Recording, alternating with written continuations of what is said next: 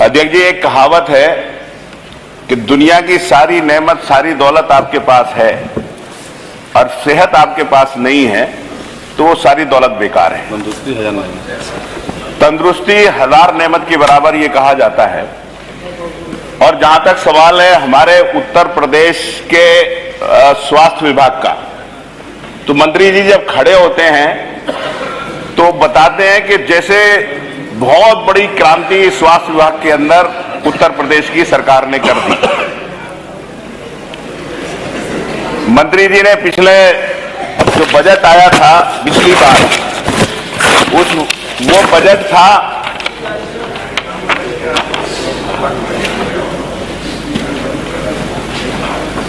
43,500 करोड़ और इस बार बजट उन्होंने किया 50,550 करोड़ 0.68। ये तो है कि बजट आपने बढ़ाया, लेकिन पिछले साल के मुकाबले जो बजट का खर्चा है, जो बजट आप लेकर आए थे उसमें केवल 68% बजट सरकार खर्च कर पाई। और 68% बजट खर्च करने के बाद आज हालत यह है कि रोजाना अखबारों के अंदर निकलता है कि अस्पतालों के अंदर सिविल अस्पताल के अंदर मरीजों को नहीं मिल रही पूरी दवाई। यूपी में 20,000 से अधिक मरीज गुर्दे के मरीज लाइनें अस्पतालों के अंदर लगी। बुजुर्गों को नहीं मिल रहा मार्च से अब तक कोई इलाज, मौत के बाद वेंटिलेटर पर करते रहे इलाज।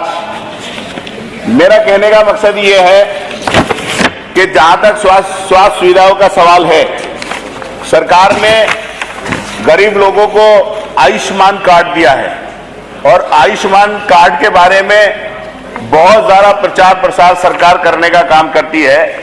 लेकिन अध्यक्ष जी, जहां तक आयुष्मान कार्ड का सवाल है, आयुष्मान कार्ड मैं दावे के साथ कह सकता हूं कि उत्तर प्रदेश की उन बीमार लोगों के साथ एक धोखा है।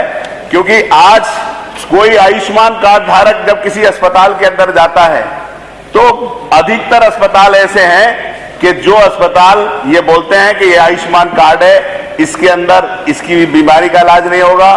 किसी अस्पताल में कोई सर्जरी कराने जाता है तो बोलेंगे सर्जरी तो हम कर देंगे लेकिन फ्रैक्चर का इलाज नहीं करेंगे।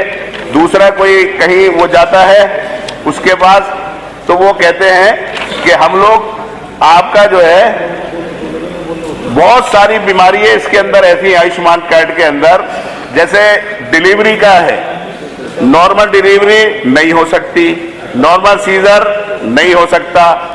और इसका जो पैकेज है वो इतना कम है 2100 रुपए, 2100 रुपए के अंदर, 2100 रुपए का बर्बाद करा दू 2100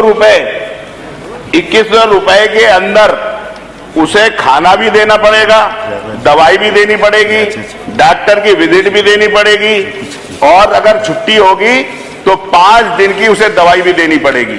5 दिन की जब दवाई देते हैं तो कोई भी प्राइवेट हॉस्पिटल वाला, डॉक्टर वाला, जो बड़े अच्छे अस्पताल हैं, उन आयुष्मान कार्ड के तहत वो लोग उसका इलाज करने को तैयार नहीं होते और वो मरीज दर दर की ठोकरें खाता है।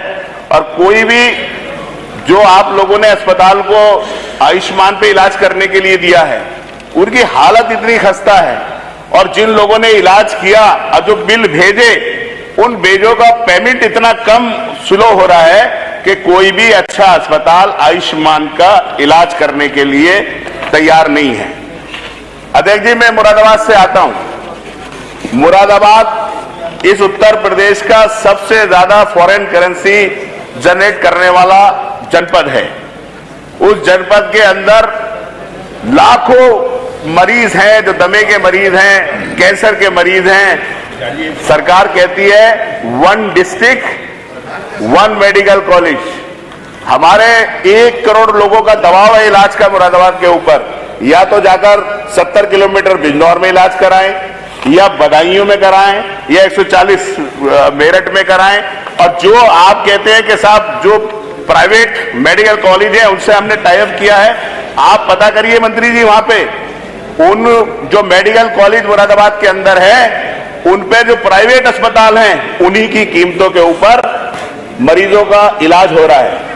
और मैं आपसे ये भी बताना चाहता हूं, जो आप मेडिकल बनाते हैं, मेडिकल कॉलेज बनाते हैं, तो मेडिकल कॉलेज के अंदर अधिकतर इलाज गरीब लोगों के फ्री में होते हैं, लेकिन जो मुरादाबाद में इलाज हो रहे हैं उन गरीबों को कहीं इलाज नहीं हो रहा। मेरा ये कहना है कि अगर आपका ये नारा है तो कम से कम सबसे पहले कहीं बने ना बने, मुरादाबाद की जनता को सबसे ज्यादा जरूरत अगर है तो मेडिकल कॉलेज। अगर आपने हमारे चैनल को सब्सक्राइब नहीं किया है तो आम पब्लिक चैनल को सब्सक्राइब कीजिए और हाँ, बेल आइकन जरूर दबाइए।